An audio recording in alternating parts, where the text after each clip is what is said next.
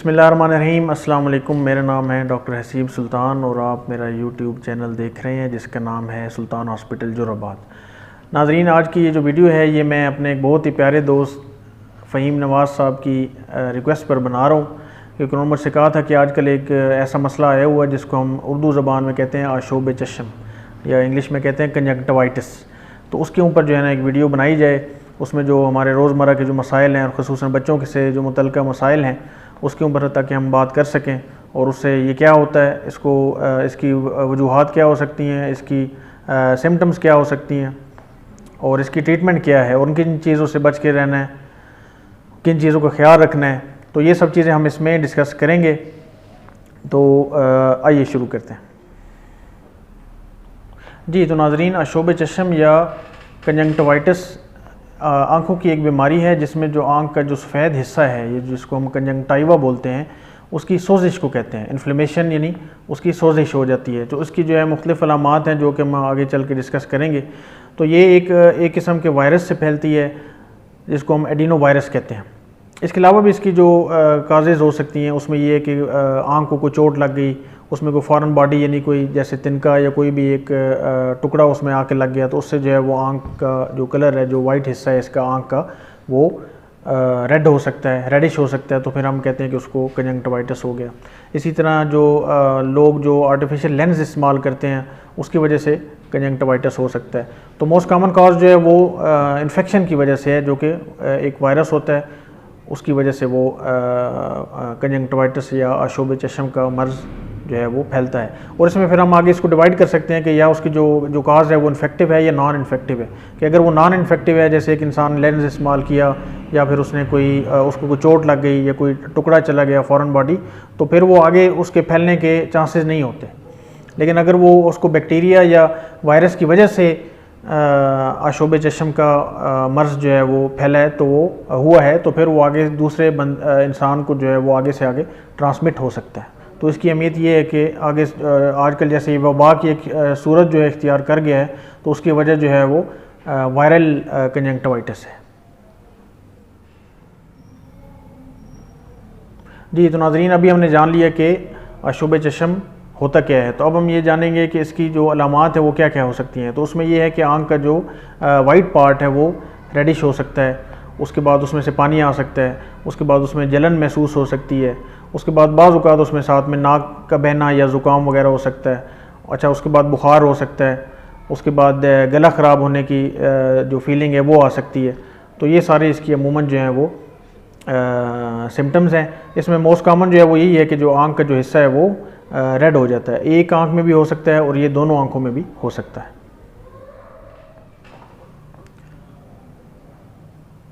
तो आशोब चश्म की जो अलामात अभी आपको बताई, ये 2 से 3 हफ्ते तक रह सकती हैं।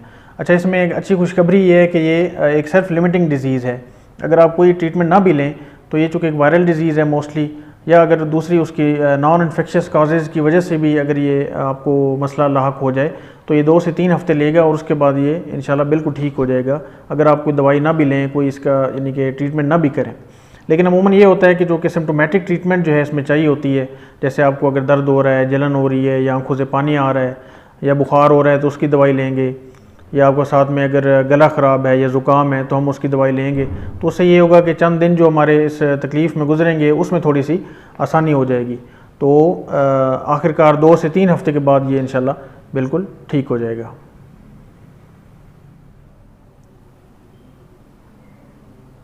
जी। तो नाजरीन, अब हम डिस्कस करेंगे कि अगर किसी को आशोब चश्म की बीमारी हो जाए तो उसमें कैसे क्या एहतियाती तदाबीर इख्तियार करनी है और उसका इलाज कैसे करना है। तो सबसे पहले तो हम ये डिटरमिन करने की कोशिश करेंगे कि एक बच्चे को या बड़े को जो ये बीमारी हो गई है तो उसकी वजह क्या है। अगर तो नॉन इन्फेक्शियस काज है, जैसे कि वो अगर इंसान या बच्चा लेंस लगाता है तो वो कोशिश करें कि उससे अवॉइड करें।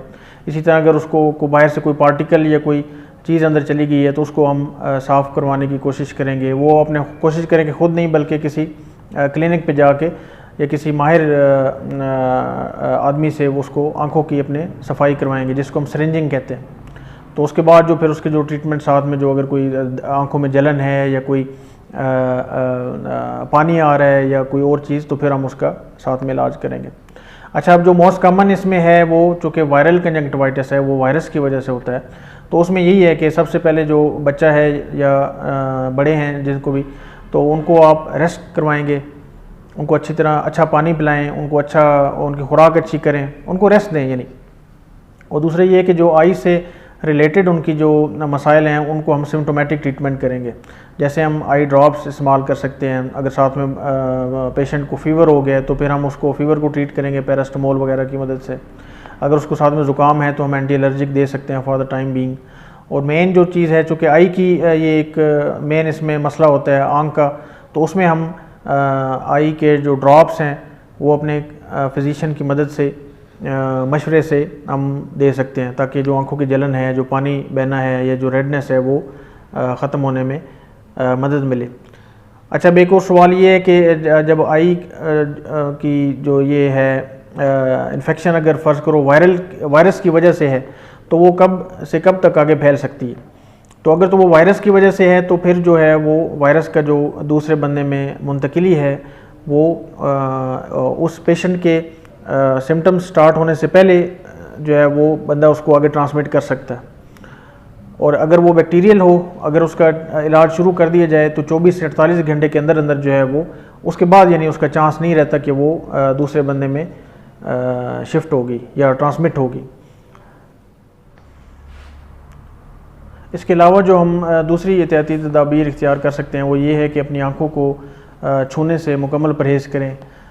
अगरचे छोटे बच्चों में ये करना बहुत मुश्किल होता है क्योंकि बार बार उनको जलन हो रही होती है, तो वो आँख को जो है ना वो रब कर सकते हैं, लेकिन जितना हो सके आप उसको आँखों को छूने से या रब करने से परहेज़ करें। और दूसरा ये है कि आप अगर जो बड़े बच्चे हैं या एडल्ट्स हैं वो क्या कर सकते हैं कि किसी बर्तन में पानी लेके बार बार उसमें यूँ अपनी आँख डाल के उसको झपकने की कोशिश करें, ताकि जो लोकल इन्फेक्शन है या जो लोकल उसकी जो स्वेलिंग है, सोजन है, उसको कम करने में वो मदद उससे मिले। तो ये जैसे कि मैंने पहले अर्ज़ किया कि 2 से 3 हफ्ते के अंदर अंदर जो है ये इंशाल्लाह ख़ुद ब खुद जो बीमारी है वो ख़त्म हो जाएगी।